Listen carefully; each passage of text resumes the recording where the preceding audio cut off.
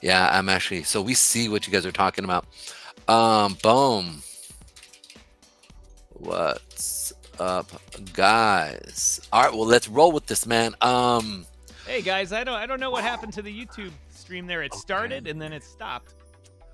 Maybe we Something's might weird need today. to. Oh, there it goes. Okay, I just saw a pump up. All right.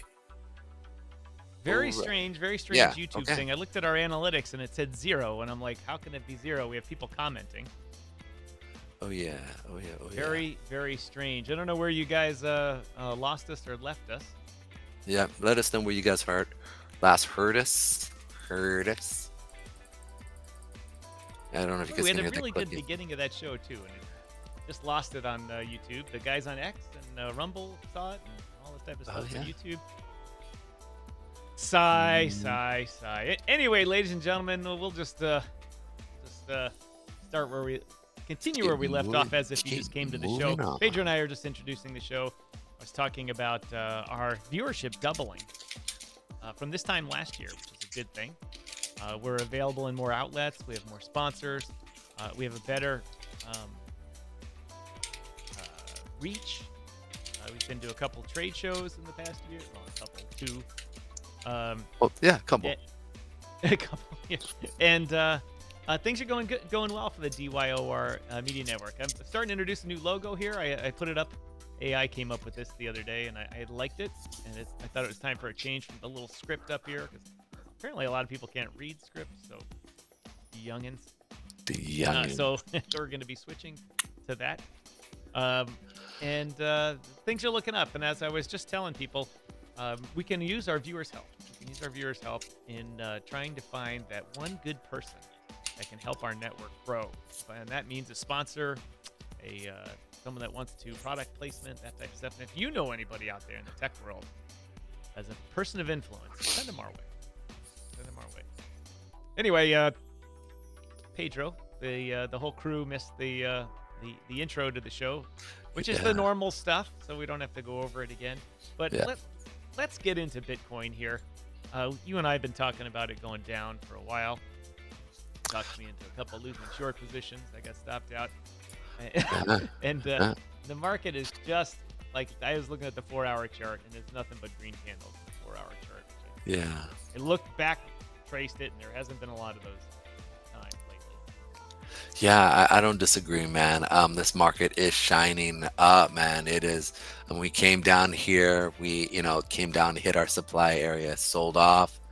And this was, this was on Friday. We saw this thing kind of on Thursday as we sold off. And sure enough, and I expected us to come down because this area is a weak area. But we sure enough came in, found support, and now we're going up. We put in a new higher high here. So to me, I now have got to change my rules. Not my rules. My rules stay the same. But now that we're at a higher high here, and we're coming up to that 68,000 mark area, and we've had some decent volume coming in, which is nice. Yesterday, we saw good volume coming in on Tuesday in the morning time. And even today, this morning, we saw a good amount of volume coming in again on the buyers. The only problem, I mean, it's, and I'll just feel like this. Just look, I mean, we've seen volume come in, and listen, I'll change my bias. We did come down. We did put in a good enough buyers up here. If we're going to move up, all right, we need to come back and test this 8. Hello, Pedro. Hello, Tom, says Sol. Welcome to the show. Oh, what's up, Welcome, GSB Saul? crew. What up, GSB? It's good to see you guys. We've got to have a real, like, and the reason why I say this is you can see here, right? Like, as we're creeping, it's almost like, and let me put it like this, because it's super important to look at. Okay, look at the S&P 500. You can see the S&P 500. Okay, we have volume stepping down, and anytime we have big volume, it's at literally sell-off periods, which means that, and I know you guys are like, crypto is different, but it really isn't. Like, it, I mean, listen, since Friday, I've been off. I'm not saying I haven't. Okay, the charts are there. I predicted going down. It didn't. But on average, I'm definitely more right than wrong. True. I'll give you Okay. that. So I'm not telling you, listen, if the market's moving up, we need to go up. So we need to go long. But I'm more adamant to sit there and say, no, the market's going down. But again, if the market's moving up, we go long. That's just it. So I'll put it like this. We had a crossover. We did have a test of the 8 right here. As we came up above it, we did find a test of the 8. And then also we're having an 8 and 20 crossover, which is a very bullish sign. So we're definitely seeing some bullish sentiment here. So this could potentially be the next leg up. And if we're wrong, if I'm wrong, then we're going to come down. But as of right now, right, on short term, we're going up. Let's look at where we could actually be able to start to get in at. So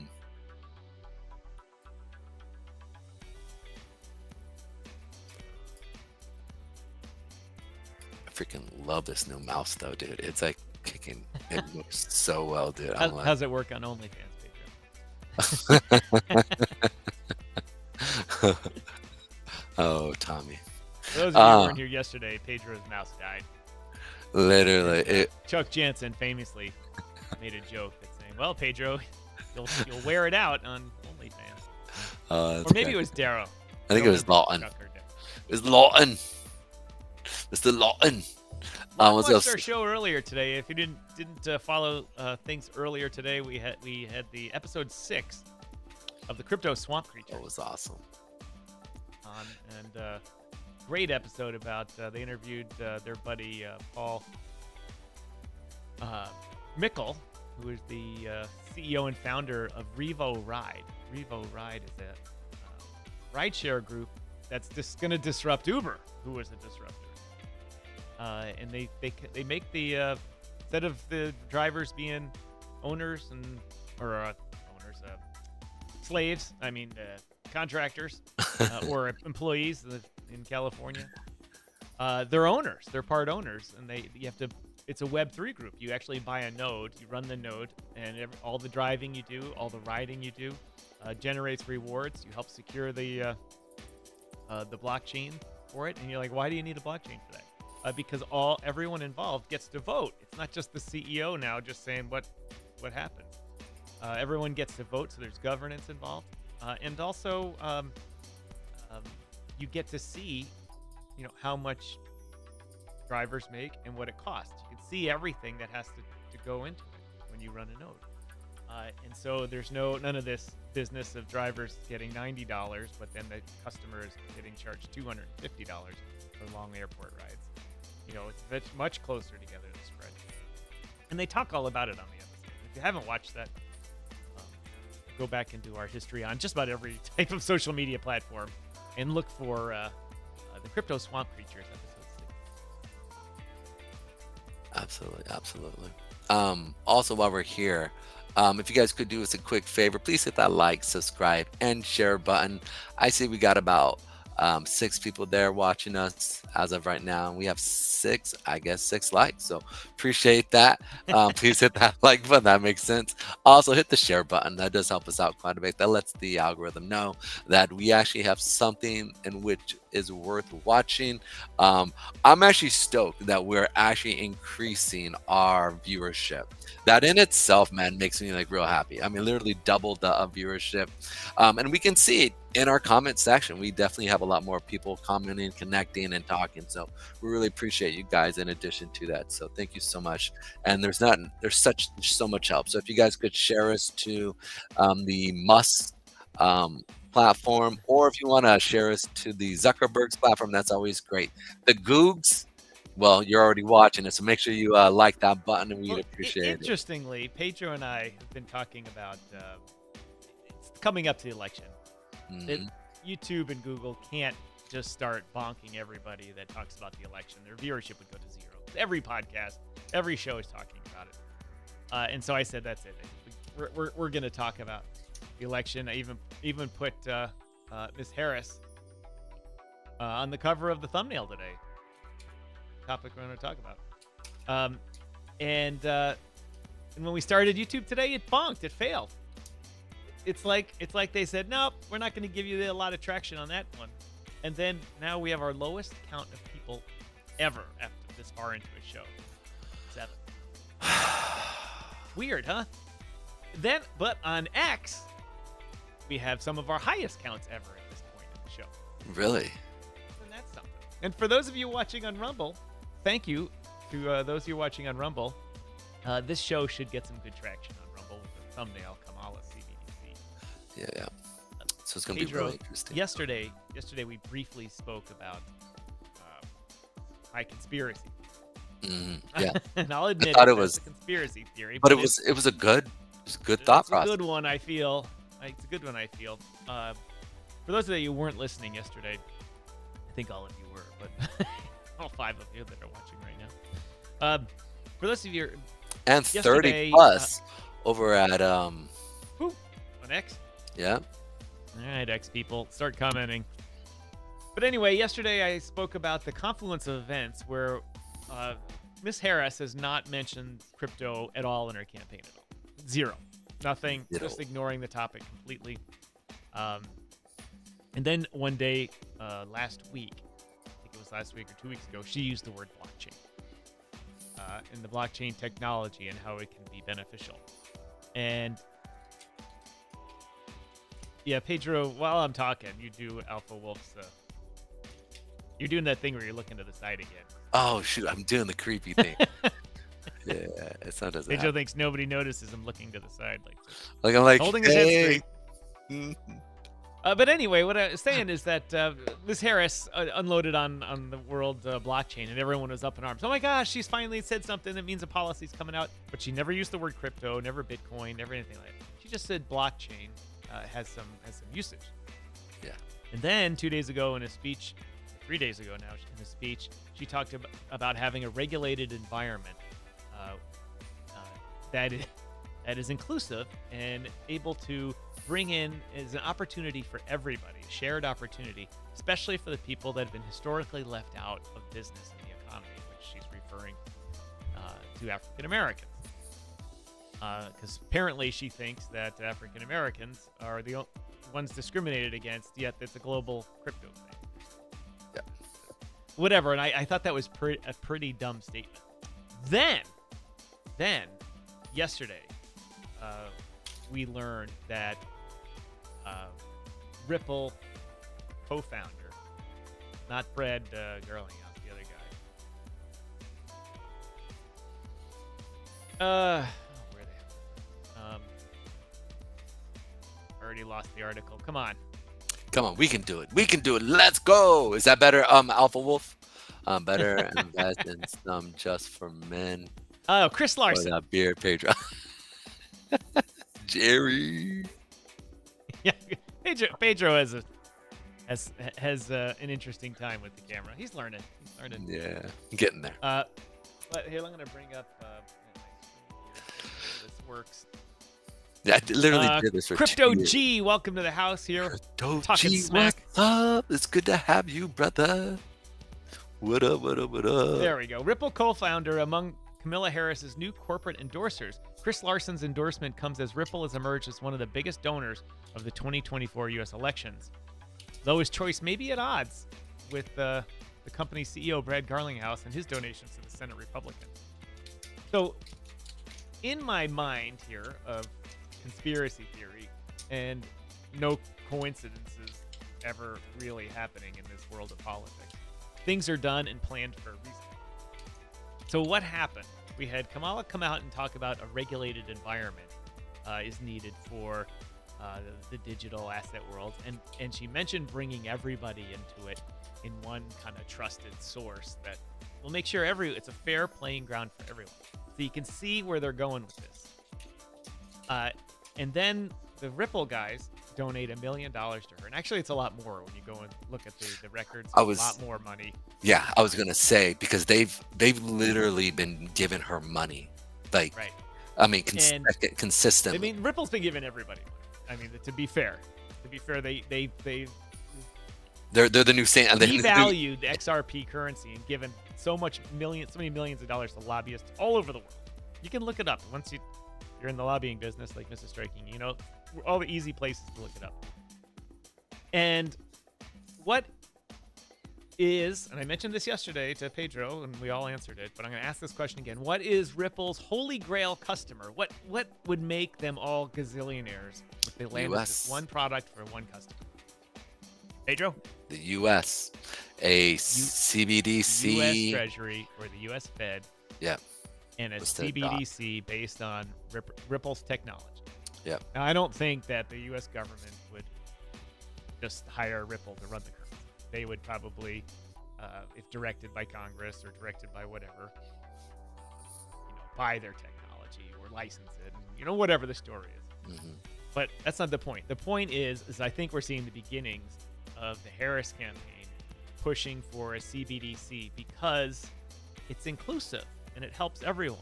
And they can put rules on it saying that things are cheaper. Things are cheaper, cost less in these types of neighborhoods, cost more in these types of neighborhoods. You can spend things on these types of goods and not on these types of goods. So I think my easily brain here sitting around, and I know it's been infected by Pedro a lot up here. I understand my thinking. It's going woo. Well, I know you'd never want to believe me that that the Democrats would change their view on crypto because of voting, but I mean, it did. Many times you guys didn't think the market would sell off, and it has. So I mean, I'm just saying I've got a pretty good track record here. Just putting that out there. I mean, it ain't like Royal Q. What is up? Royal Q in the house. Holy moly, brother. Royal Q, where the hell Zimbabwe. Where you been, brother? Holy smoke, man. It is good to have you, man. Good to see you. Royal Q in the house. What's this? All Royal Q wants to know is where's Bitcoin going, and it's been going up for him lately, so he's got to be happy. A happy camper over here. Royal Q, welcome back. Yeah, man. Well, Jerry Molinari says, jumping everywhere today. Yeah, but it's English good to have looking, you guys. not. What's up, y'all? What's up? Good to see an old viewer come back. And I was mentioning earlier that we keep the broadcast going on Kick. Who is one of the last good viewers we got from Kick? Wait, yes. One Royal Q, all the way from Zimbabwe. Yep. It was good. Go ahead, bud. Anyway, Zimbabwe. We were talking about whether Kamala Harris will be the person that starts off a CBDC in the U.S. if she becomes elected. Now, don't get me wrong. Do I think she's going to be elected? I don't think it's going to happen now. If the pattern is following exactly like Hillary Clinton versus Trump pattern, where it was definitely going to be Hillary. She was up 49 to 51% over Trump. And then in the last few weeks, the wheels started falling off the campaign. And that's kind of what's going on with Miss Harris. Mr. Trump was in Chicago yesterday addressing the Chicago Economic Club. Yep. Saw that. And Chicago is not the home of many Republicans, let me tell you. Dude, it was packed, bro. Not only is it packed, along the route in downtown Chicago, getting there, packed. People everywhere. I was watching the motorcade you can watch various people stream it. Yeah. I used to build cars for the motorcades, and so I go motorcading. But it was packed, and I was like, they're going to get a lot of votes. Yeah. They're going to get a lot more votes. Illinois will probably go Democrat because the political machine has been in for a while. Dude, Pennsylvania? But Illinois used to go both ways. It used to go red sometimes, and it had Republican governors recently also. So there's a chance. But he got a big Steps ovation. more purple. Yeah. Steps more purple. Here's a question. Here's a thought that I have for you. Okay. So I actually heard Joe Rogan talk about this, and I thought it was really interesting. When he talked about this, he goes, if Hillary Clinton was to run and they do another boot and get rid of word salad and right, because I mean at least she had real policies. She had I saw a video of them talking about her word salad, and They did two-minute clips that they're like, did she All learn different from ones. Joe They were Biden? all different experiences. This is And I just want to 20 answer that question. minutes. And I know, but let's go back further because it's all connected. And but if we take the reasoning for that, we dude. come out ahead. And you're like, Wait, what'd you just say? what you talking about, Willis? What you talking about? Bro, I watched this one where this guy, is African American guy, was straight talking about it. He's like, what's she talking about? If you look in word salad, what you talking about, Willis? You should pull it up. It is so funny, dude. The guy is sitting there, and it's this black guy, and he's just like, "What you talking about, Willis?" And then he goes to the next one, and then he goes, "What you talking about, Willis?" Because you're like, and then You or not youngsters JJ. that haven't seen the show Different Strokes. Different Strokes. Yeah, The actor Todd Bridges yeah. is Willis. Willis. And the actor Gary Coleman, little short, small African American guy, Yeah. plays the son. What's his name? Arnold? No. Whatever it is. Every time his older brother does something crazy, Yeah. or says something nuts, he looks at him and goes, "What are you talking about, Willis?" And it's one of the funniest lines in television, and you know it's coming when it happens too. Yeah. You still love So it. us older guys quote it. Sorry, younger guys may not get it. Yeah, sorry about that. But like jumping back to he sits there and says, because if they were to remove her out of the position and bring in Hillary Clinton, because she does have policies, she can speak well. She actually has a framework within Washington, and she's got a fairly decent, track record of accomplishing things and not destroying America, right? She could get ahead. She could win. And he was saying, there are a lot of central Democrats that would definitely vote for Hillary if she was to come up and be like, Democrat parties like, okay, she's done. Word salad, no more. Let's bring in, and all of a sudden, I think you would have a real viable candidate there. And then, but if they were to do that, you're talking a complete just lack of trust for the Democratic Party then at that moment, because it's like, where are you at? Like, They you couldn't can't bring even in Hillary. She's done, man. She's cooked. Her turkey is long done. I don't know, man. It would be something that would be really interesting to see. I mean, And even more people hate her than hate Trump. I'm not, And, dude. and nobody that you ask will give a good reason. I hate Hillary Clinton. Why? Well, because I do. Why? Because something. Because email server. Yeah, well, that's all kind of crap, isn't it? People hate you because of email. Well, Russia, something. I mean, I dislike her for what she did as Secretary of State. She was incapable of managing crises and things like that. A bunch of our soldiers died because of it. Yeah, it was actually really I bad. prefer not to vote for her ever because of that. Didn't cause But it. I couldn't. In fact, I'll have to admit it was my dad. I said, "Why do you hate her, Tom?" I not hate her. I've never really. Dude, why do you dislike her? And I said, well, cause. He challenged me on it. Right. Finally, I had to come through and say, policies. I don't like, their whole party and that type of stuff. And blah, blah, blah. And I don't like the fact that that one spouse gets to be president because her husband or her. I'm not trying to male or female. I'm just saying one spouse gets to be president because the other spouse was president. I'm like, what is this? Argentina or something? Did you see Bill get misplaced for being for Biden? There's another viral video of Biden, or not Biden, but Bill Clinton, was at a McDonald's campaigning for wow, it was really hard to say, campaigning for Kamala, and it was real interesting. And the woman at the McDonald's he goes, "Do you know me?" And she goes, "Biden?" She looks at an older, a little bit younger woman, about mid-age, and sits there and just goes, "Biden?" And he goes, No, one of the other presidents." And then he's like, "Bill Clinton?" And she's like, "Oh my goodness, oh, I'm so sorry." And I said to laugh because I was just like, he was hoping for some clout there, and somebody was videotaping it and just gone viral, dude. Because I just was like, wow. I would never see. Here's the thing: I would never sit there and say, you know who I am, like, because what if like they don't? You know, it's like you stepping up. It's like you're at a party, right? And you step up in one of the main seats, and then the person who is running the party goes, "Hey, that's not your seat. You need to go back there." Like that's like the worst thing you could. It is better to sit back at the very back, right?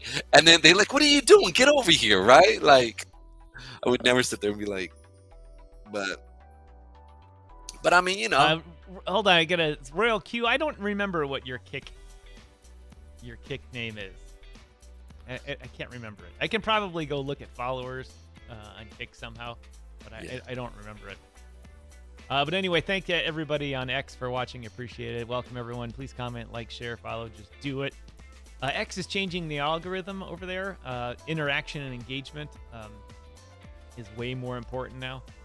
Yeah. So if you could just engagement farm all our stuff, we'd appreciate it. Immensely, that would help. Just talking over there might send other people, let other people Jerry know. Molinari says Hillary needed to take a dirt nap a long time ago. Yep, you got that right. Oh dang, man! Listen, I got one of the funniest things. She said two things that I've enjoyed. Pedro. Sorry to. Go ahead, interrupt. Go ahead. What were you gonna say? Two things that I enjoyed. One, she did talk about how that she used to align the dreams of small business and entrepreneurs die in the parking lot of the bank. And I, as a small business owner, entrepreneur, all that type of stuff, I totally agreed with her. Like, yep, they certainly do. In the second thing that she said that made me laugh and I agreed with too is in one of the talk shows she was on about a year after she lost the election. They're like, how have you handled the last year? She just answered it very matter-of-factly, and she said, with a lot of Chardonnay. Dude, and yes, and that was hilarious. What's up, brother? What's up, Derek? It's good to see you guys. Hey, guys, if you could hit that like button, I would appreciate that a lot immensely. Got Derek in the house. Obviously, they didn't send this out. Normally, most of the time, they would ping many of the people and they would jump in here. But, well, you can see we don't really have a lot of people in here as of today. So if you guys could do us a favor, please hit that share button. That does help us quite a bit. The current topic that we're talking about will be suppressed by the algorithm. So we need your help to really kind of push it out there by hitting that share button, either to your social platforms on Elon Musk or the Zuckerberg's platform. That does help us out quite a bit. And by hitting that like and commenting, that does help us quite a bit. Her and Pelosi hanging too much. Oh, dude. Oh, Jerry. Well, that's a there's another topic that we can talk about, Pedro, is that yesterday there was a debate. Yes. Between John Deaton and Elizabeth Warren. Yes. Dude, go ahead. Sorry. And for those of you who don't know, Elizabeth Warren is a senator in the United States from the great state of the Commonwealth of Massachusetts, who's been a pain in the ass, pain in the royal ass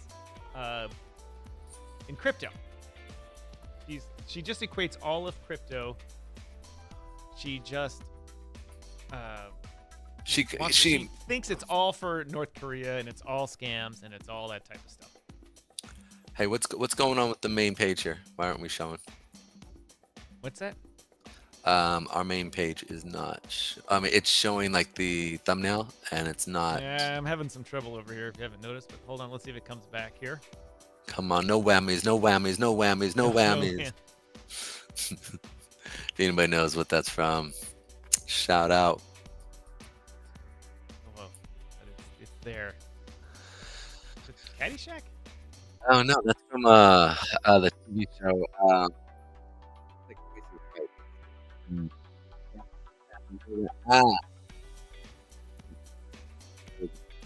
right, I don't know why this is not the.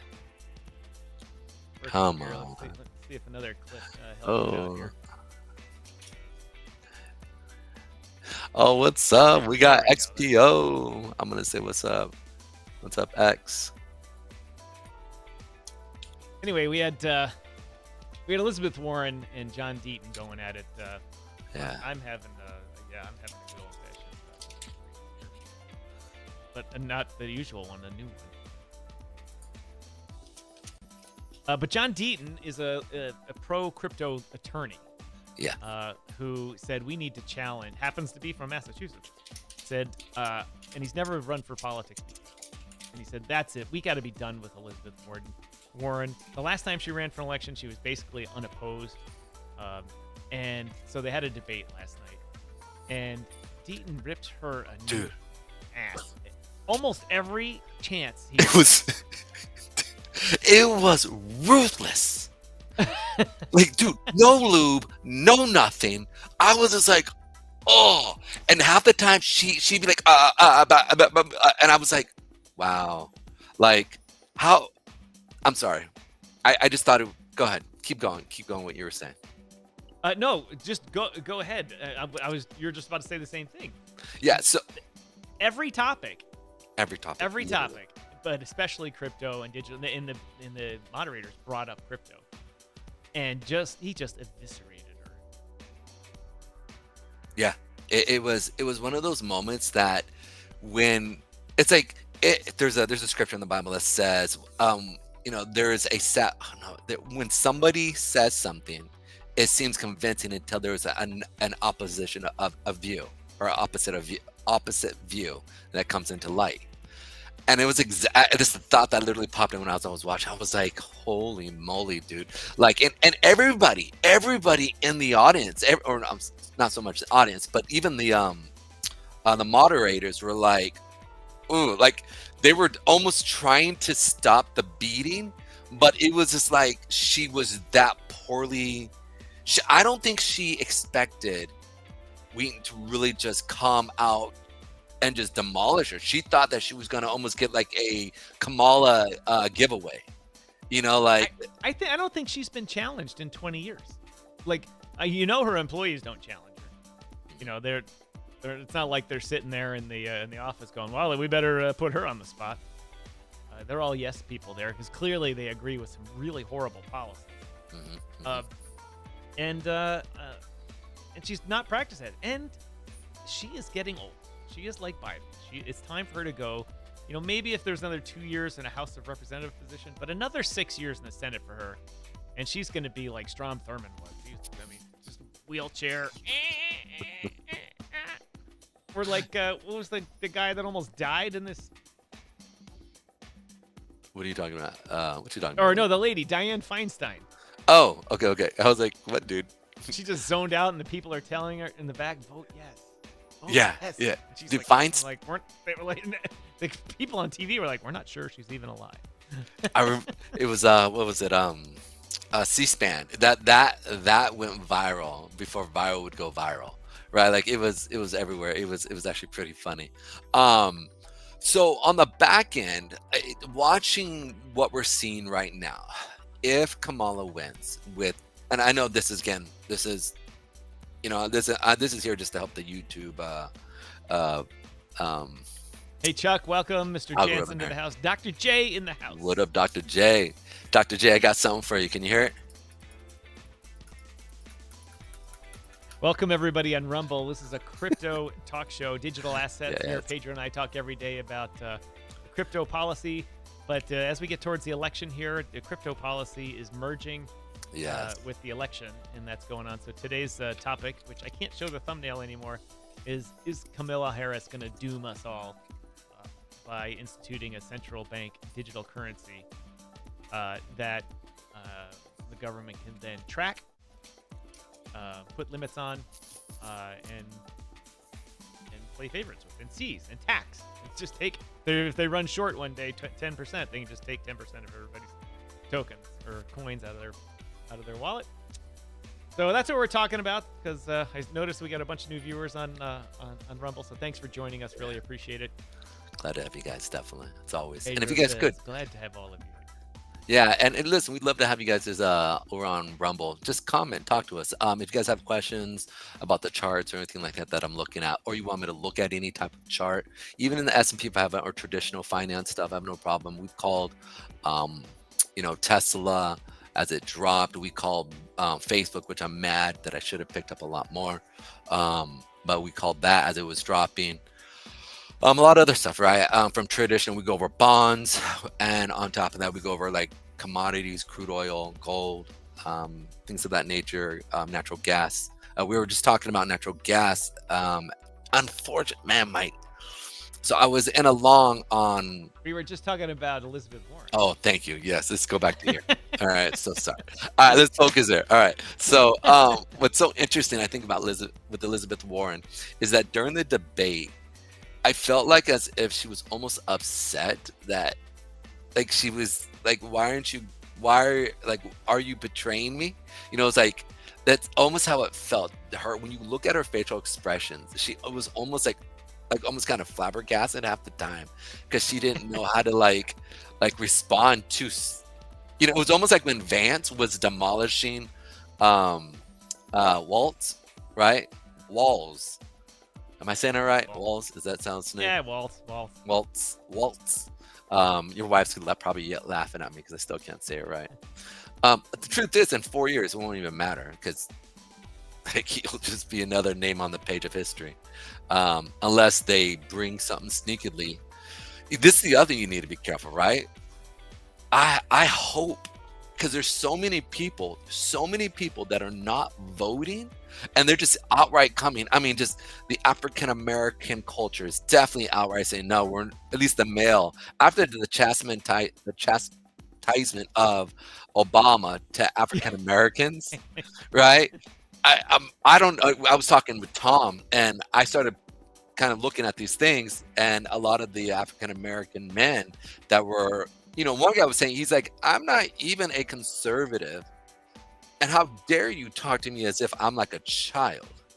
Like it was so offensive to the male culture, as if like do you think you're my daddy? And so and the poor guys are sitting in the audience, or sitting there like, yeah, being ashamed. Like, yeah, we're sorry, I mean, King Obama. It really was, man. It really was. The dude's head was down. The guy in the background was like cupping his own stuff.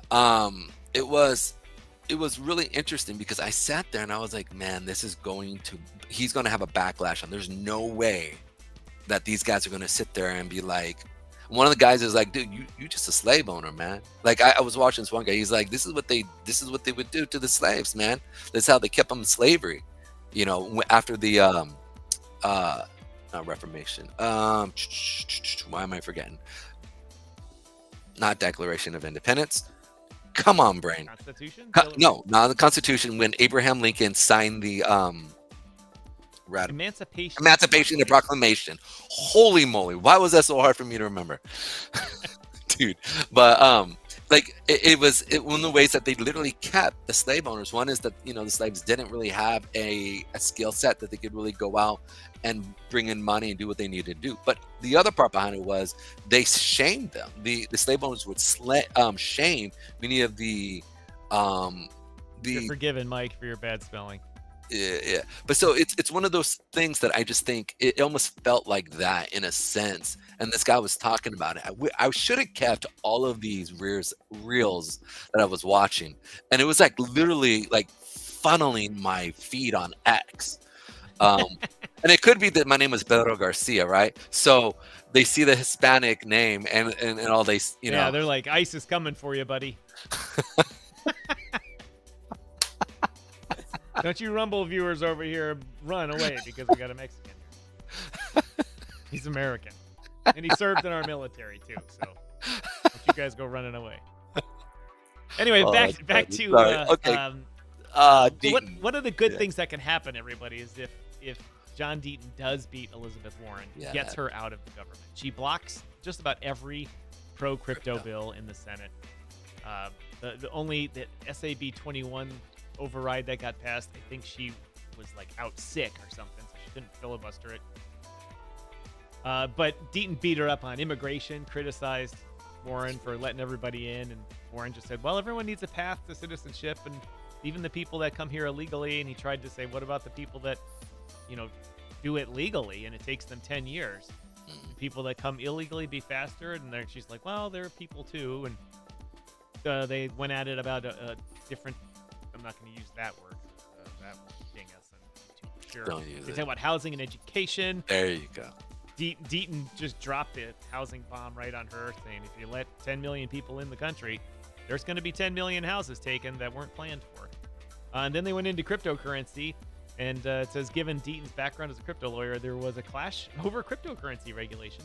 Warren, known for her critical stance on crypto, was attacked by Deaton for a regulatory approach, with him implying she should focus on other things, like inflation. The debate was described as fiery, with both candidates trading barbs. Warren painted Deaton as untrustworthy and potentially enabling a Republican agenda. Deaton said, "Of course, I'm Republican." And then they went into the whole Israel foreign policy type stuff, which we'll also leave out of the algorithm today. But it was the rare time when a candidate addressed someone that's been an old Kaji member of the Senate for a long time, and seems to have the upper hand. So I guess the good thing would be to find out what Polymarket has to say about that. Yeah, I was gonna say that's the other thing they're really trying to put a kibosh on is Polymart and the betting against who's actually trying to win. I mean, they literally have uh, There's a legal Donald one in Trump. the U.S. now. I've already forgotten the name of it. Really? Yeah, it's like Kalshi, like Kalsi. Oh, I can see if I can bet in it. Yeah, you can. It's unless it's illegal in your state. Yeah, there's it's like Kalsi. If anyone knows what it is, drop the comments here. Yeah, that would be Trump dope. is booming on Polymarket, 49, Dude, killing it. 59 to 40%. Yeah, it's Michelle stupid. Obama under 1%. Well, it was interesting even yesterday what we saw with Elon Musk just straight up saying what he's going to do in Pennsylvania. Like I was actually thinking about like not coming in today and going out to Pennsylvania, and like just being there because of what he's doing with just supporting, getting people to vote. If they can win Pennsylvania, which is a swing state, this would clinch that whole entire situation, especially Georgia. Everybody's showing up, and it's just, dude, Georgia's just another one, right? That's kind of a swing state. So, wait, aren't they a swing state? I want to say they are. Georgia is on the edge. Yeah, that's where I was. They get Atlanta to vote for Democrats, and the whole rest of the state votes Republican. Just like Illinois, they come in, and it's, I hate to say it, but it happens here in Chicago, and the vote is on race. Well, here in Connecticut, it's the same way. The majority of Connecticut is conservative, and then you have New Haven, Bridgeport, and Hartford that just landslide because it's just the majority of the people there. So I just think that's really interesting. Polymarket's got bad news for John Deaton. Oh, really? Not 97% Democrat, 4%. These are rounded, obviously. 4% Republican with $382,000 bet. So it's not just like 6 people bet. Dude, I'll throw some cash. I wonder what the odds are. I mean, you throw $100 in that, dude, and all of a sudden you're like, you win the pot. You win the. Yeah. I don't know how Polymarket does it. Maybe it's split the pot or something like that. But you win a big chunk of change. Yeah. There. So that's not looking good for him. It's just worth it just to play that other end. It's almost like the market's selling off or coming down into a demand zone. Dude, there's no... Derek says same in Minnesota. They vote on race lines. Well, it's not... Here's the problem, is that in Barack, we're just talking about Barack shaming people to do it, saying you better vote your race. In Illinois, or in Chicago, we just had that problem. We had a terrible mayor, Lori Lightfoot. She was awful. The city was going to hell. Very progressive policies, all the time. And she was a former prosecutor, I might add. So all that, I'm a former prosecutor, so I know how to do stuff. That laugh, bro. Right. Oh, that's good. And it was a disaster. And so we got rid of her. And in the next election, in Chicago does a runoff election. Someone's got to win 50%. +1. And Lori Lightfoot came in 4th. And so two guys, a white guy and a black guy, were the top 2 vote getters. And the city voted for, all the black people voted for the black person, and about 20% of the white people voted, and Hispanics voted for the black person also. It's very race, and almost no black people voted for the white guy. And you can see it because Chicago is very segregated, so you can see where people live and how they vote. And we got an even worse mayor, and they just voted because of the skin color. And we got a worse. He's worse. He's so terrible. Businesses are like closing up shop. They're leaving the city as fast as they can.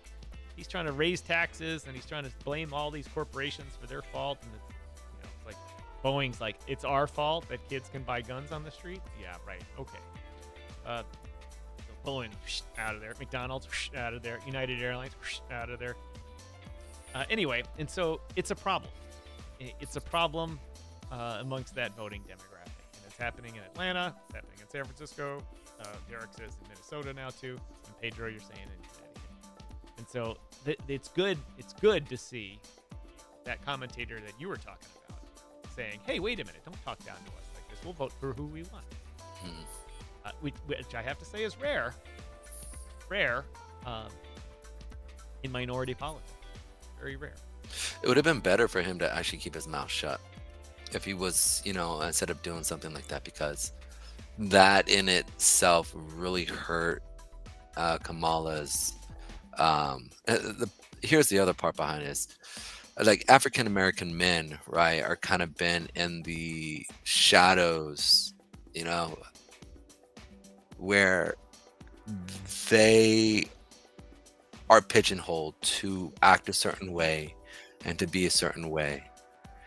And I'll put this because you can actually see this. Many of you guys know I was a foster kid, right? And so when we look at foster care and we look at certain demographics in the jail, there is, or certain demographics within jail, or the penalty, or the juror, what do we call it? Penalty system? I forget what it's called. But judicial system, but the penalty, or the penitentiary system, how they have all that set up, and it's predominantly African American, and a large portion of that is literally because, and we now know this through statistics, that when you don't have a father in the house, right, that it's a dramatic push and hurts the children not having a father in the house, or even a father figure in that individual's lives. It's Kamala's fault, right? Sorry, gotta keep Rumble happy. Well, I think it has to do more or less with societal views, and how things are pushed on other people. But in inner city culture, it's not celebrated to be a good father. It's not celebrated to be the rock, the person in which you can become, where somebody can rely on, right? Right. Like, that's more not celebrated to see how many guys you bagged out in the hood last night. Yeah, and in that same sense, once that changes, once we see that in the inner city change, where and within the African American culture, male culture, where it's, and as well as I would even say this in the Hispanic culture as well. Pedro, this is a 3 generations change. It's going to take 3 generations for that to change. And that's at least 100 years. You don't know. You don't know. You say that, you're right. I don't know. You do not know that.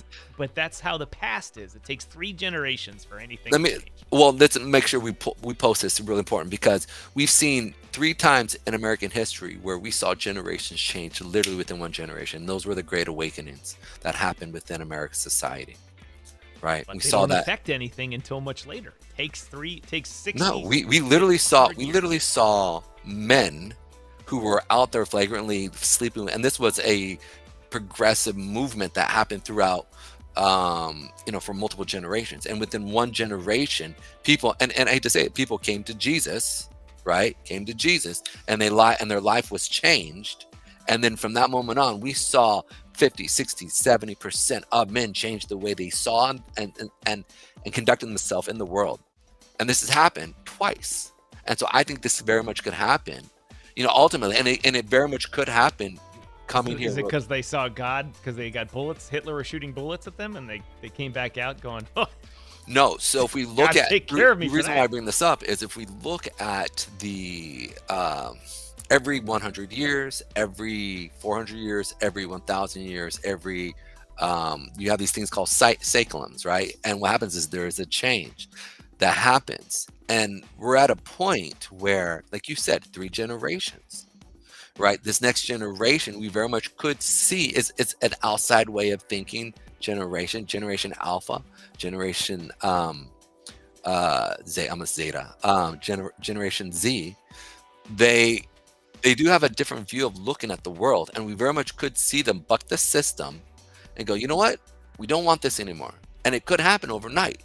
You could see something. We've seen it before in history, and we very much could see it again. And I'm believing and hoping that within the Hispanic culture, as well as in the African American culture, that we're going to see a more bent towards a conservative view of a home-based system where we find support again. And I want to believe and be positive for that. So,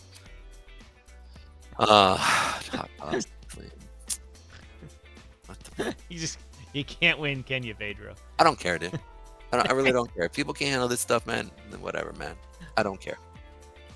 Flee. That's why I just let you go with it. I was like, needs to be said. Yeah. Anyhow, I just am not gonna. I'm gonna believe for the better. I'm gonna believe for the better. So anyhow, I'm jaded.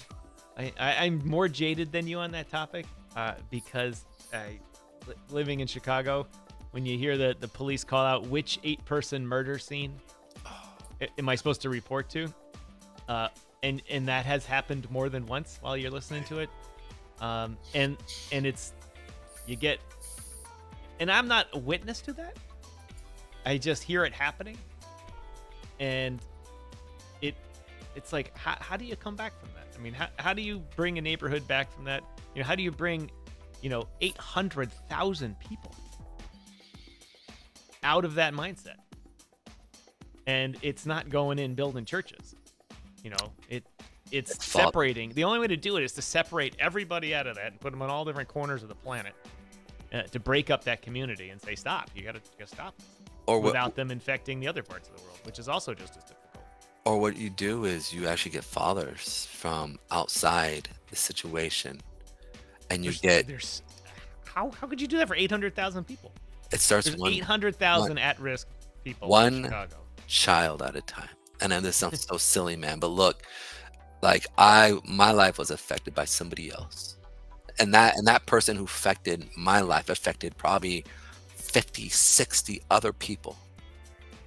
So it's not like you don't need, and from here I have affected probably personally 100 inner city kids, right? And their life has been changed, right? So and I'm not trying to toot a horn here, but I'm just saying there is a way to do it, and it's about just stepping up and loving. And I know many men who go over and above to devote themselves to inner city kids, to people who've been marginalized and been pushed out, and they come in and they just say, and we many times will say, you can't rely on the state. You have to rely on you and brotherhood that you build and the education that you build here, because it doesn't come from here. It comes from this and this, right? And it really works. You know what I'm saying? I'm seeing it, over a period of 10 years now. I'm seeing the kids grow up, and kids are going to college. Kids, whereas these are foster kids who statistically say that 80% of them are going to be in jail. Those are the statistics for a African American or foster care kid who goes into foster care. 50% of girls who are in foster care literally go into prostitution, or 49. Sorry. It's all right. Mr. Snackums on Kick is watching us. What the hell does this guy do for a living? He's a trader here. Yeah. But he goes back and gives back to his community here and tries to right the wrongs and help people out. Yeah, I'm a trader. I literally, that's what I do.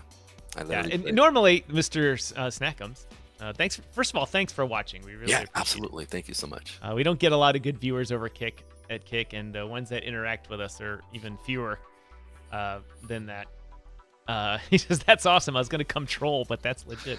I was going to say, troll, no, I always want people to troll. Troll away, man. Troll away. In fact, our other viewer, Mr. Royal Q, that's here in the crowd, was oh, my fucking God.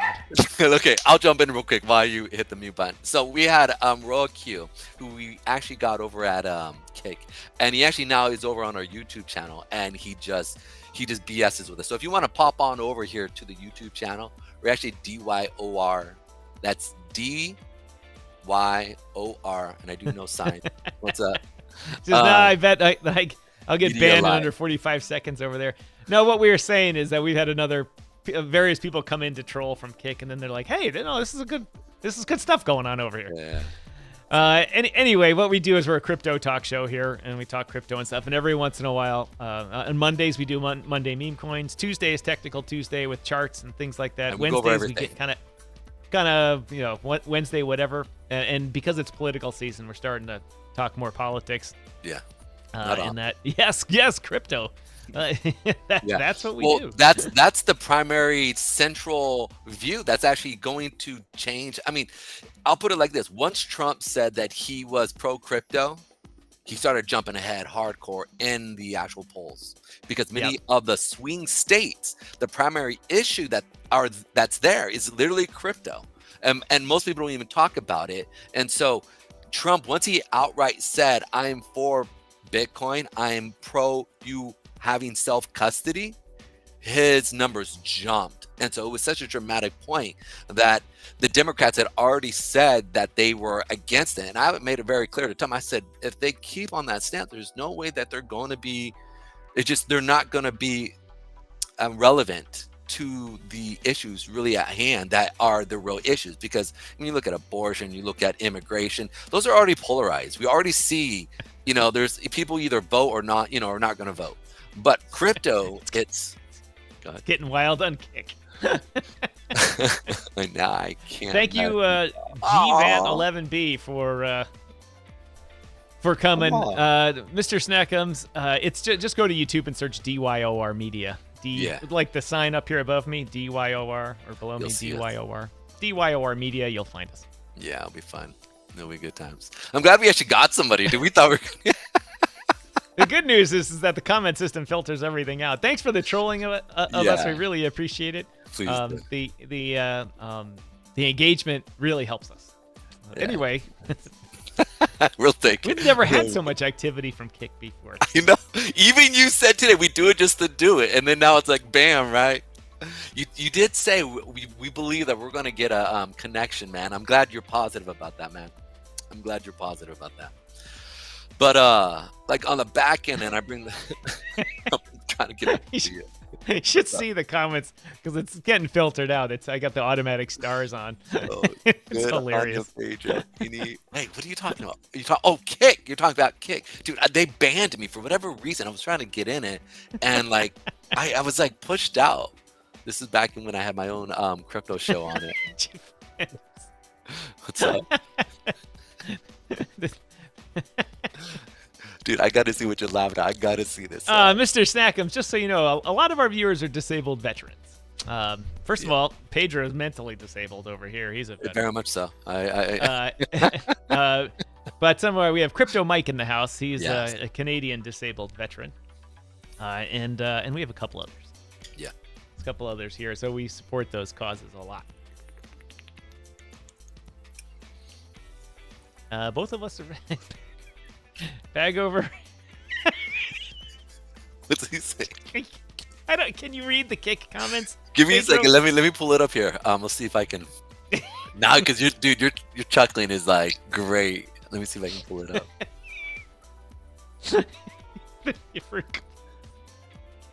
Mr. Sackam says Crypto Mike. He's not American. Oh, that's good. Matt Rhodes says Vet Token will be supporting all veterans through donations each month.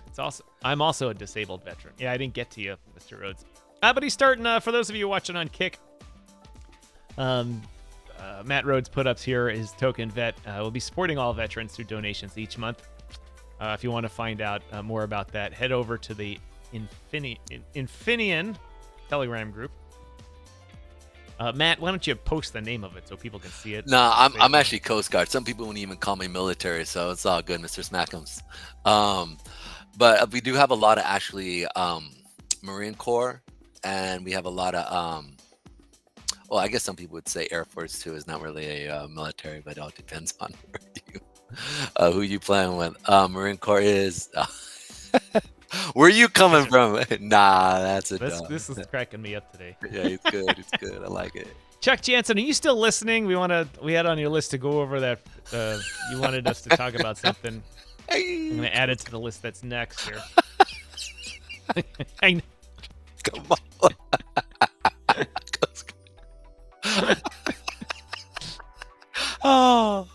Oh, that's good. That's good. We haven't had this much entertainment in a while. Man.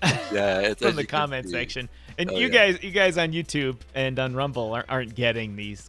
Oh man, listen. You guys need to come over to the YouTube thing. No. It would be great. The YouTube algorithm will just shut that down right away. Oh, you're right. I forgot about that. Yeah. Sorry, we don't have a Discord, Mr. Snackums. We got too much going on to add that to it. Is not. Oh yeah, we gotta. What do you? No. Just no Discord. No. We could figure it out. Well, thank you. Oh, there he is, Mr. Snackums Gaming. Here is at YouTube. Thanks for joining us. Really appreciate the subscription. We gained a new viewer today. Thank you very much. I want to play golf on Sundays for veterans. I love playing golf. Yeah. Just have not played it enough this year. Pedro, we've talked politics. We've talked our theory about Kamala Harris. Who snaps? We got Mr. Today. Snackums. For those of you watching, we were talking about whether Kamala was going to institute a CBDC on us and program in how we spend our money and all that type of stuff. Let's jump back to that. Right.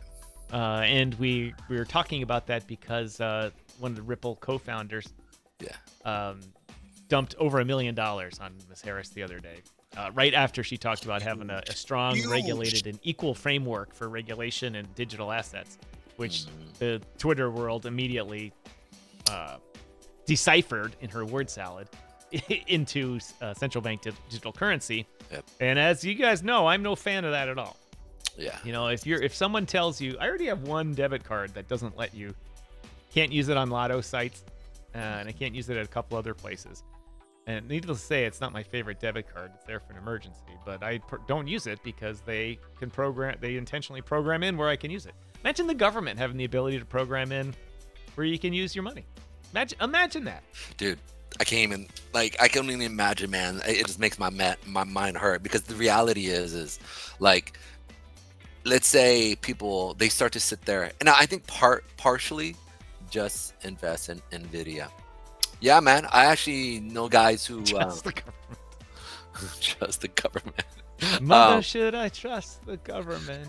The reality is if somebody's living too long, right, and they're past the age of working, well, the reality is then now they're on the dime of the government, and the government can't tax them at legit levels, right? And so they're a way on the taxpayers, right?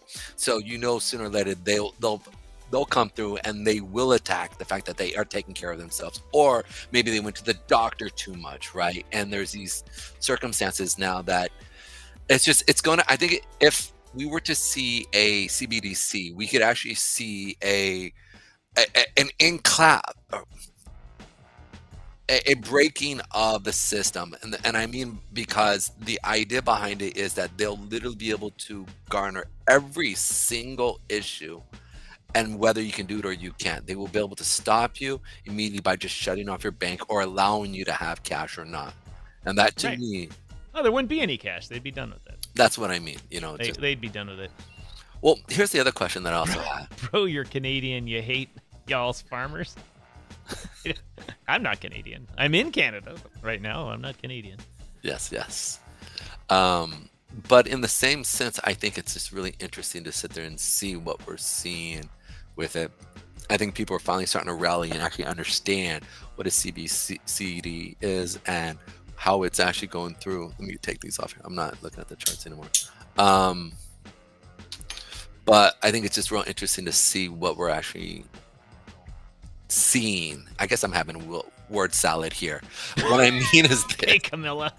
right? Call me Camilla. I am brown, so I could be, you know, you know, You're right. Some you days know. he's Mexican. Some days he's American white. You never Sometimes know I'm what you're gonna Italian. Sometimes I'm Irish. get. Hey. I'm going to interrupt you 1 second, Pedro. Once again, our Rumble crowd has come back to us. Oh, nice. Thank you to everybody watching us on Rumble. We're new to the channel over there. We are a digital assets cryptocurrency talk show that is live daily. We have multiple shows. You can see from our page our live show, DYOR Live. We have the Crypto Swamp Creatures, which talk politics, where politics meet crypto. That they are a weekly podcast. Check it out on our channel there. And frankly, we're enjoying a little bit of success on Rumble, starting only 2 weeks ago and getting about a total of about 600 views over there when I was doing a little analytics. It took us like a year to get 600 views on YouTube. But anyway, thanks to you Rumble people. Feel free to click the button and comment. We're an interactive show here. As you can see from all the people that are watching on Kick right now, they've been quite interactive. Yes, as well as you too. No, we're not in the same room, Mr. Sneckums. I'm in Canada right now. Pedro's in Connecticut. Yes, sir. I think what's interesting is when we're out there, it's funny is because sometimes when you're up in Canada or in Chicago, right, you definitely get a different view of the country. So it's actually really interesting to hear like what's going on over there or what's going on over here, right? Especially when it comes to like circumstances and the news that he's getting versus the news that I'm getting, right? I think it's real interesting. I don't know. I think it's also a good view, being able to get a wide variety. Me and Tom hold I'm going to say juxtaposed views. That's wrong, right? We hold similar views on certain things, but then we also have views that I think you're over here and I'm over here, Good way to put it. And so we battle each other sometimes. We yell at each other. He calls me an idiot and I say, I love you too, because I'm not going to be rude to you. God bless you. I'll just be like, that's the most batshit crazy thing I've heard all week. And then 5 minutes later, I'm like, he's right. It's batshit crazy, but he's still right. Take it. But in the same sense, and vice versa too, right? I definitely hear Tom's views, and I'm like, you know what? I need to, some of the views that I had regarding, BRICS and how BRICS was happening and certain things that were going on. BRICS is fucked already. Yeah, dude, it's actually, dude. Who would have thought? Well, here's the thing: we knew that China was falling apart. Oh shoot, we said, dude. Man, I bet you we're gonna start. Watch. Every time we bring them up, things start falling apart. So let me say, we got to figure out a code word. I bet now we'll lose some on YouTube, or won't get any new ones from the algorithm. But Rumble will go crazy. Right. This way, because I have the Rumble feed on over here. Thank you to everyone watching on Rumble. Absolutely. But Pedro, I do. We've had a great discussion today. I do want to redirect this back to Bitcoin. Okay. If you wouldn't mind going over for not only our new viewers, but so at least people get a flavor of what we do here. Okay, definitely, I'm doing it. This is my Bitcoin chart up here, and this is the 4-hour chart. And if you notice, in the past couple of days, Bitcoins have been doing nothing but up. Literally. And we were talking about it going down. Yes. Just because of where the liquidity was in the market. And then something changed. Something changed 2.5 days ago, and we don't know what it was, frankly. Absolutely. I want to say 2.5 days ago. I think it started on Thursday because we started to see the sell-off. This area here is a weak area. And I said we put in a lower high and a lower low. So if anybody is a trader, you know that that's a good sign that we're going to continue down. And we did see a ton of sellers step in. Absolutely on Thursday. We were sitting there watching it, literally in the live. You took a short on this day, right? You took that short right here. We were talking about this pre-market. Yep. And I said, you're like, where do you think the market's going to go? This is up in this level. We went live at 11 here, or 12 o'clock we went live, and you're like, and we started to move up because you were long there. I said, get out. We're going to go short here. And you're like, what? And I said, yeah, it's probably going to go down here. So I remember. yes. And so it was about 12:30, right? I think you went short here. I did. Yes. And then from there, it dropped to here. So you can see the amount of sellers stepping in, dropping this market. And you're like, and you see here that there's not a lot of demand wicks. So to me, when I don't see a lot of demand wicks, that's the wicks at the very bottom, or I call them buyer wicks versus seller wicks, right? And so I sat there and I knew we didn't really put much in here, but the momentum was to the downside. So something happened literally after our show where the market kind of turned around, which is very different because normally it's not what happens, right? You can, and to the new guys, you can go back and you can look at a lot of my TA. It's pretty on point. I'm not trying to boast or anything like that, but it's just, hey, I've got proof, because if you go look at the recordings and then you look at the coins, they kind of follow suit. So I'm not just trying to be arrogant here. I'm just, come on. All right, here we go. All right, so the reason why I bring this up here is now that we're seeing, it's funny, I'm looking at NVIDIA right now. NVIDIA's killing it, dude. Anyways, today they did a good old bounce. I went long today, dude. Like, I went. So we hit this low here, this morning, right here. I was watching this, and so is that the 5-minute chart or minute chart? As S&P 500, yeah. So we had the sell off right here. And then, so this morning I'm sitting there and I'm looking, I'm like, ooh, we're about to go up.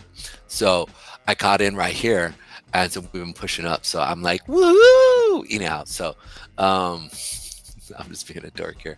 All right, jumping back here to Bitcoin here real quick. All right. Come on, dude. Bitcoin. All right. So Bitcoin here, when we look at the daily chart, right? The day chart, and I've talked about this now. And again, I might have to change the way I view the market in crypto, but it's just not. We're seeing, and there is a reversal here. So within the last few days, we can see here that we've seen a decent amount of volume coming into the market as we're moving up. Okay, we've seen the crossover of the 8 and 20 period as we're moving up here. So the key is, if we want to see this thing continue as the market moves up, we need to see a continuation of volume today. We need to see today's volume get above yesterday's volume. It's going to be really important, because you can see here how the candles here are starting to expand.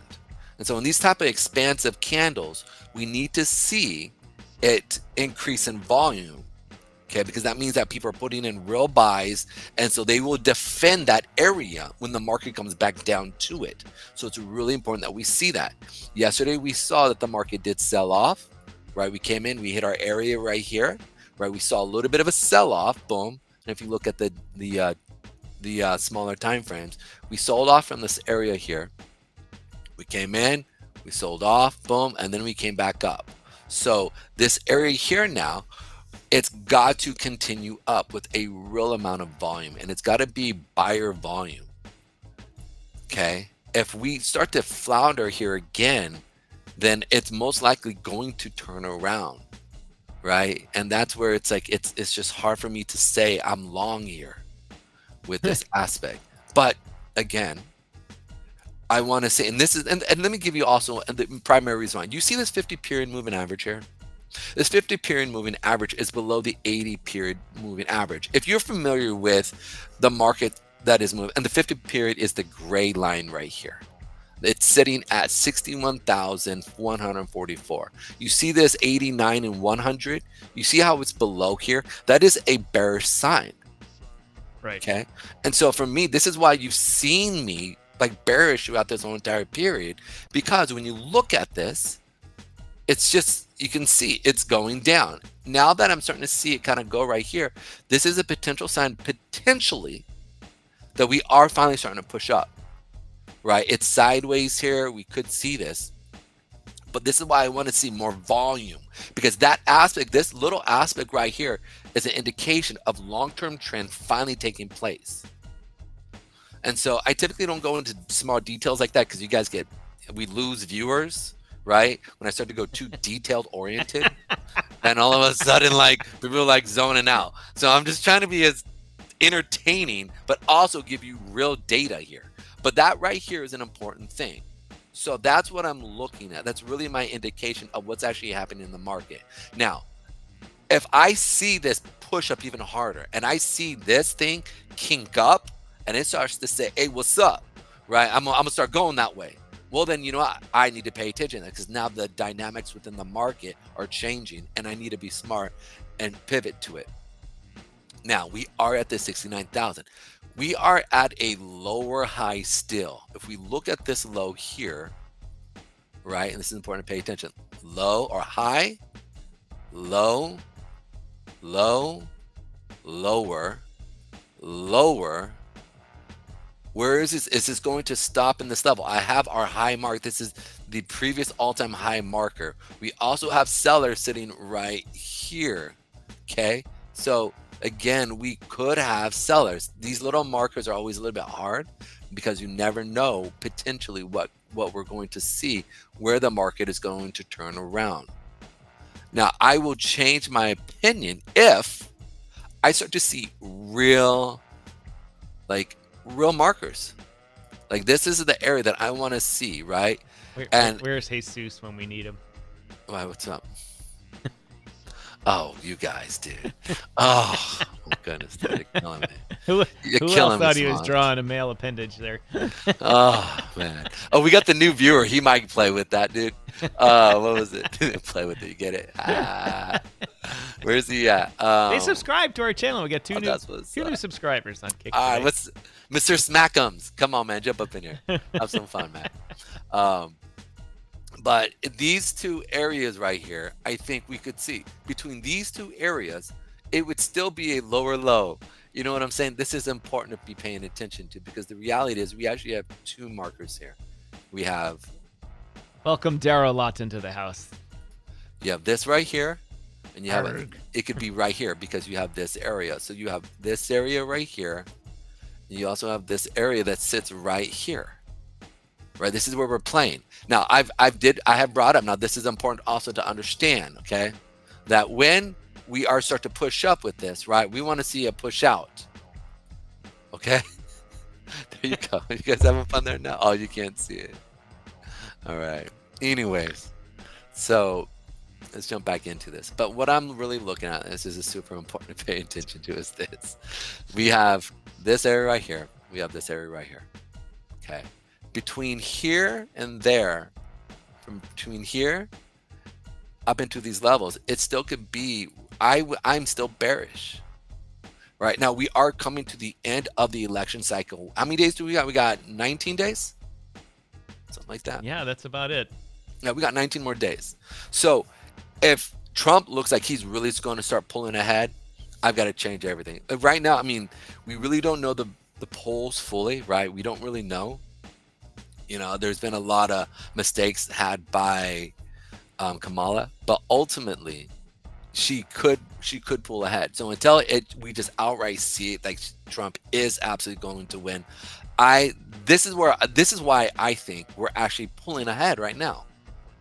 Within crypto, it's because people think that Trump is going to win, so it's already starting the push. That's a good point, Pedro. I hadn't considered that this could be the building it into the the market predicts everything. Yeah, and everything is built in. Once when Bitcoin was small and 6 people were trading it, nothing was built into it. But once you reach a large group of investors, especially smart people on Wall Street, with big computers, they price everything.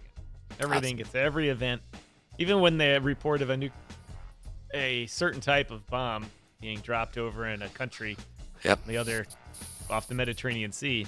Mm-hmm. Bitcoin didn't even flinch. They're like, could have happened. Yeah. But I just want to point out, Pedro, is that for a long period here, we were the #1 show on the crypto category in Rumble here today. Oh, shoot. The #1 show. At one point, we had 11 viewers at once, and that put us into the #1 position. Well, dude, I'm happy that we're just even middle of the pack right now, dude. I mean, we're the new kid on the block, and we're running strong with even the middle. So, you guys over at Rumble, thank you so much. Want to appreciate you guys so much, man. We're coming up. We're moving on up. to the To east the east side, side. to a deluxe apartment in the In the sky. sky. Anyway, Dara so says, when will we break through that giant right. appendage? So let's go ahead and go over. Let's put the giant appendage in again. Boom. We got boom. We are sitting right here to right here. Okay. And we've got a little cap right here. So what's most important is this. Two things that we could see. One, we've talked about this, right? We talked about this back in here, back in April and in May. I talked about we're probably not going to see a market. Let me put this here. We remember I put the yellow lines in. Remember, if you guys go back and you look at the market, you can see that I put, no, it's actually on here. Boom, this is where we were at. I put this in and I said, I don't really expect us to break out of this area here. And this chart here is Bitcoin and Ethereum put together. Okay. So I don't think we're really going to break out of this area until we really do know what's actually going to happen with the election, because primarily people who institutional money, I'm not talking even hedge funds, I'm talking institutional money, that banks that basically run the world, they're not going to fully invest everything into this market until we really see a clear decision of who's going to be in office for the next 4 years. And I think that will set up into the next 4 years after that. And so people, and I've also talked about this again, within crypto, at a $1 trillion market cap, from 500 billion to about 1.5 trillion dollars, if not $2 trillion for a market cap of Bitcoin, okay, that it's still to them a range. I would even say $100 billion market cap within Bitcoin up to a $1 trillion is a range, because they look at it as a 20-year, a 10-year, 20-year cycle where they're going to put their investments in. So this is super important to paying attention to. And so for them, it's sitting in this range. For us as small people, right? $50,000 range is like, oh my goodness, dude, that's killing us, right? Basically 70,000 to 40,000 where we've been playing with, right? 50,000. This is that range that they're playing with. If Trump gets in office, what are we going to see most likely? One, he's already said it and made it very clear. We're going to most likely see a moon. Bitcoin. Yeah. One, he's going to put in a strategic reserve of Bitcoin. Two, he's going to allow for decentralization to actually take flourishment and actually have a real legislation a runway on it, right? Those two things are a big thing. And also a right for self-custody is another thing he talked about. Those three things, if he gets in office, we see moon. This is when we do this. Moon. This is when it looks like this, right? Okay. Like, it's just, here we go. Boom. Gray, where is it? Gray. Boom, boom, moon. Okay, boom, boom, boom, boom, boom. Some of the cheese there, right? And then that's when this goes to okay. Boom. All right. We're talking. I've talked about 2 million, 3 billion, 2 million, 3 million Bitcoin, right? But it all depends. If he loses, all right. Again, I look at both ways here. Okay, if he loses, right, then we should get back down to these lows of 20,000. I think we'll go down back. I think we'll see a huge sell-off, and I think we'll go through them. Because remember, what was it that you wrote there? Mr. Lawton, forgive me. They're cleaning out the suckers, as they say. Yes. Sucker MC. Sucker MC. Boom, boom. Holy hockey stick that, man. All right, anyhow, so I think that's what we're seeing, and we're still in that range that we talked about this. If you step back, if we step back, we got to sit there and watch this, right? Like, and I'll put this here so that we can, this is the range that we've been playing with, right? And if you look back at the whole chart, there hasn't been a time where it's consolidated like this for this long period of time. No. Because this is a different period. We're in a different maybe area. If you go way back down into the healthy days or something. No, not even. Like, I guess right here we did. Was This that is back in 2019? 2019. Yeah. This is 2019, when Trump got in office, or excuse me, not Trump. Biden. Biden got in It was office. 2020. Yeah. Yeah, boom. And so you can see here that we just went sideways, and then when we went down, we started to see the or bull market as we're looking at right now. Back in 20, when COVID, we had all the COVID stimulation pushing this up. Boom. So I guess that would be it.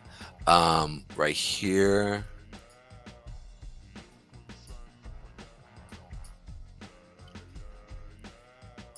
You could sit there. You could say this was sideways. This was a head and shoulders.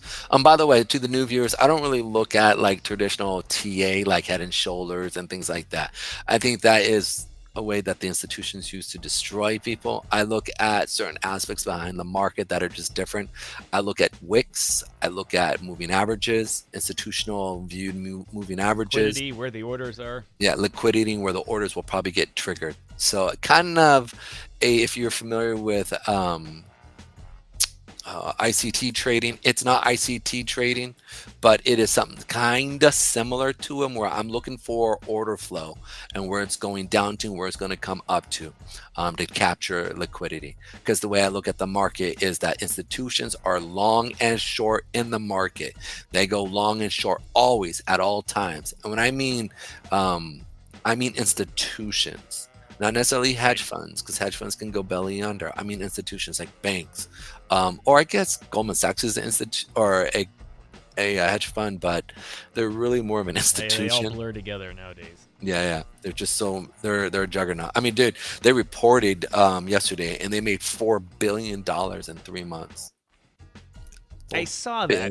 And dollars, bro. Well, this is what I'm concerned about, Pedro, on that. I saw that article, and it said they've doubled their profits for the first 3 months of or whatever the reporting period was. Yeah.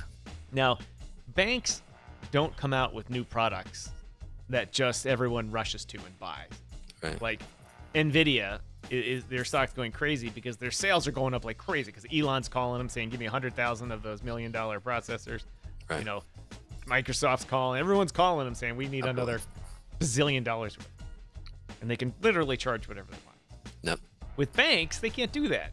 It relies on their own investments. Almost all the banks now make money off fees from you.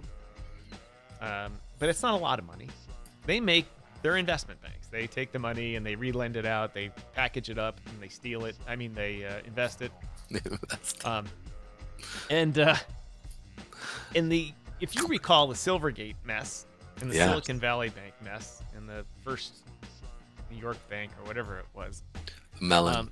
They sold, before they all crashed, a bunch of them sold their interest rate swaps. Mm-hmm. And I'm going to get the terminology slightly wrong because I don't understand that market fully. But they, in essence, in order to cover their bonds that they had on the books at this low rate, or at this rate, and now they're valued way down here because the interest rates went up, they bought interest rate swaps in order to hedge against that. So the value of their bonds went down, but their value of their interest rate swaps went up by the equivalent amount. It's called hedging.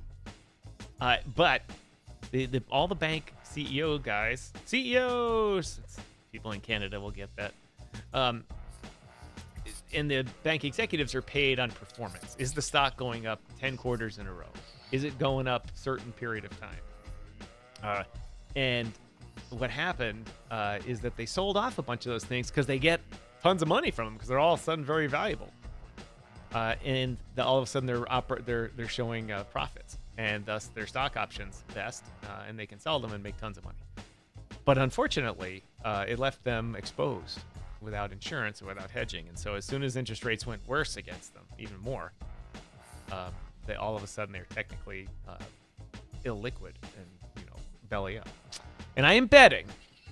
I'm a betting man here. Okay, I'm not a betting man. I bet $2 at the table. That's it. That they're gonna find when the dealing's done. Right. No. I do not play poker. No. I'm gonna bet that they find that they sold off a bunch of things.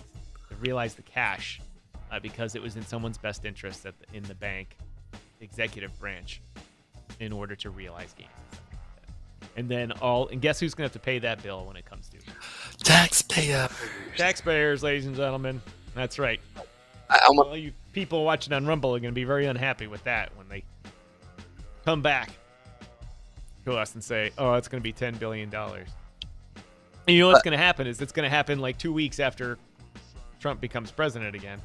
And they're going to blame, the Democrats all blame Trump for it. See, we told you it's Trump's fault. They're like, he's been there 10 days. He's had barely enough time to park his plane.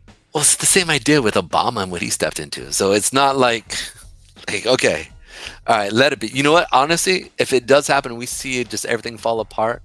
It'll be interesting to see how Trump actually, because Obama played a very smart game when he was in office, right? He kept inflation down, and the way he did it through quantitative easing was a really smart way, right?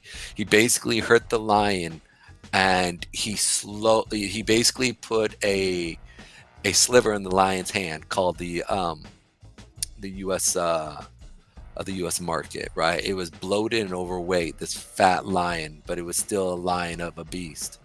And then it got over bloated and had a hard time running. So what Obama did was basically put some handcuffs on it and allowed it to grow in a way that would not cause crazy inflation, which was a smart thing. And then plus he did a lot of sanctions on Russia and a lot of other things against China. That was just smart. He played a smart game there. You may not agree with it, but if you look at the market at large, he did okay. Then Trump comes in and Trump said, okay, now the lion is healthy and well. Okay, it can run. So he came in and he took off the shackles, boom, and let that tiger run. Now, again, the fact that he went there and he pulled back, again, then Biden, what he did is he put the shackles back on. And I would say that the economy was doing very well under Trump. Things were going. We started seeing, businesses started coming back. What he did with the automobile industry and things like if you go overseas, dude, best believe there's going to be a tariff on all that. So it's going to be interesting where we're at right now. If things fall off, he's stepping right back into what Obama stepped into. If things fall apart, we haven't necessarily seen if does he tell the Federal Reserve to drop interest rates, right? And which they're not going to listen to him. Well, here's the thing. They may have to, because you have to figure out a way if things start to fall apart, right? You've got to bring liquidity back into the market. So you're going to have to do quantitative easing and you're going to have to drop the interest rates. So it's going to be a tit for tat between the two.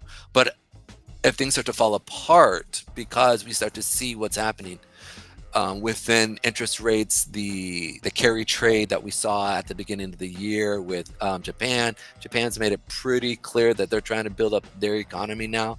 So it's going to be a real interesting situation that we see coming in the next 4 years. I think Trump is the right man to bring in. I think he knows how to interact and deal with people now from a global sense. I think he's chilled out quite a bit. I'm still a little nervous that he isn't going to relinquish after 4 years. But it's a whole nother discussion. Pedro, we're coming to the end of the show here today. Mm-hmm. Before we run out of here, look at Cardano for Mr. Jansen. Oh, yes. I apologize, bro. We're on that right now. I know you wanted us to look. We had a nice discussion calling it Cavana and Cardanzo. I forget which politician called it Cardanzo. Where is that? Why am I want to say Biden, but it probably wasn't. All right, here we go. So we tested this area here that we talked about, this 4 period on the 4 hour period moving average here. Boom, we came up, we tested it. They stopped us out. They would have stopped us out. Hopefully you caught that short, Chuck, as it came down. Now it's come down here to this lower level here. What's the volume doing? Where are the buyers sitting? Does anyone remember who said Cardano? Which politician was it? I just can't. Or businessman or whoever. Who was it? I remember. I just forget who it was.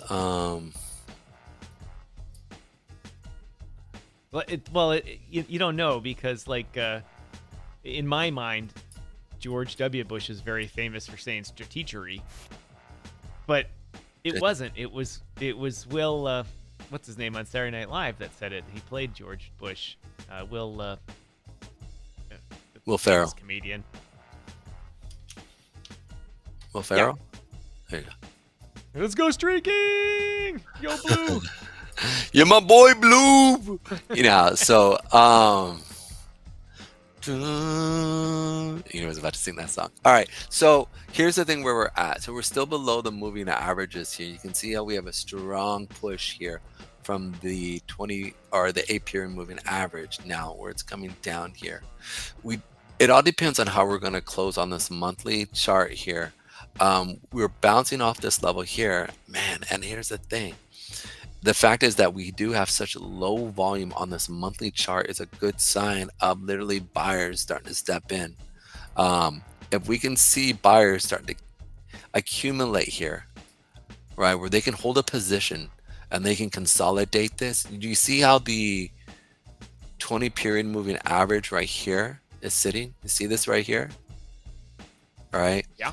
We want to see this kind of start to go sideways. We don't want to see point out. We want to see kind of go sideways and lose vitality in a sense, right? Where it just kind of doesn't want to point down. This is what is acting as resistance. You can see right here. You also have the 100-day period moving average acting as resistance, but really now, because we're now starting to see that it's starting to flow through it, it is setting up a position. The fact is that, look, we've talked about this. Boom, boom, boom, boom. So it's just got to hold this level here. It's got to hold that level there. We can see it hold level and then see the volumes keep stepping in, the buyer volume. We still have seller volume that kind of is. Maybe it'll turn around here now that it's at its lows here for volume. Yeah. So we could see this thing push up. As I'm looking at this chart, I would look at the that daily chart here, and you want to start seeing an increase in, which we kind of are here within this little area. We are seeing, boom, it's starting to pick up right here. Boom. We do have some, but yeah, man, we are starting to see a pickup of volume of buyers as we're starting to push up here. Not much, but they could just be put in a position so that they can push it up for Cardano. I was hoping to see Cardano fall off here so that I could buy more down here, but Cardano's looking okay. Looking like it's just getting over being sick. You know, you're still not fully vibrant, but you're not sitting there hacking up lungs. Well, they got a big thing going. They got their people are all getting together in Dubai again here soon to talk about all the new things coming out from Midnight. Whatever Charles's company's name, Midnight HKIO or something like that. Yeah. HKIO about their product Midnight. And it's how they say it's going to revolutionize crypto and the blockchain stuff by introducing privacy and zero knowledge and all this type of stuff that will make commerce expand greatly on it, because you don't have to give all of your information and your whole history of everything for simple transactions. When you go to a coffee store and you tap to pay in crypto, you don't have to give them. They don't see every stupid shit but in you meme coin you've ever bought in your wallet. And not only that, but you don't get to see all the sales of the profit coffee shop either. Why? Why would you go in and pay with crypto and be able to see, well, that Starbucks branch, did this much in crypto? Why should that information be available to your competitors and to the general public? It shouldn't. That's all private information. So, if it's true and they're coming out with these products, and then finally Cardano will have a useful claim to fame here. They're hiring people like crazy. I got to tell you, I've been paying attention to their boards. Unfortunately, almost every position they want you to work hours in the Polish hours. Well, maybe Pinto and crew can get a job over there. Yeah. I don't know, man. His Apparently, they have job a big Cardano with a big office in Poland. I don't know. dude, I would no way, man. Dude, what he does for a living is so dope. I mean, dude, that would be like if I could change things back, I would have gone and been a what do they call them? Jumpers. I forget what they're called now. But basically they go through, right? And he hops around on those giant electrical what are they called? Freaking A. Anyhow, there we go. There's the Indian music. Ladies and gentlemen, you're hearing that music for one reason. That means Pedro and I have come to the end of the show. Started a little late today. Had that problem with YouTube. I wonder if they didn't like our topic today and they blinked us. It was our lowest YouTube viewership ever. But on X, we had great viewership. And thanks to everyone on Rumble for having great viewership. That tells me that their YouTube algorithm was playing with us for not liking this heresy. But anyway, Matt Rhodes, thanks again. Appreciate it. Missed Jesus today. I know, where did Jesus? Probably at the office. Poster Jesus is not with us at all. Thanks to Mr. Snackums and Givanti over on Kick, and thanks for signing up at Kick, and come on over to YouTube and signing up also. You'll get a kick out of our shows, and you'll probably learn something about crypto, hopefully. And every once in a while, you'll learn a little bit about getting a kid off the street and onto a better path. So Pedro, on behalf of Pedro and myself, once again, my name is Striking, everybody. So glad to have hosted another episode of DYOR Live here on the DYOR Media Network. Stay tuned for a lot more shows from us, more podcasts, more episodes of the Crypto Swamp Creatures coming out, and hopefully a new episode of Carmen Crypto Chit Chats. Oh, really? She's going to be coming? Coming soon. She's promising to free some time up for us. But that's all we got, ladies and gentlemen. Thanks. We really appreciate it. Everyone have a great day, and we'll see you tomorrow. See you, Pedro.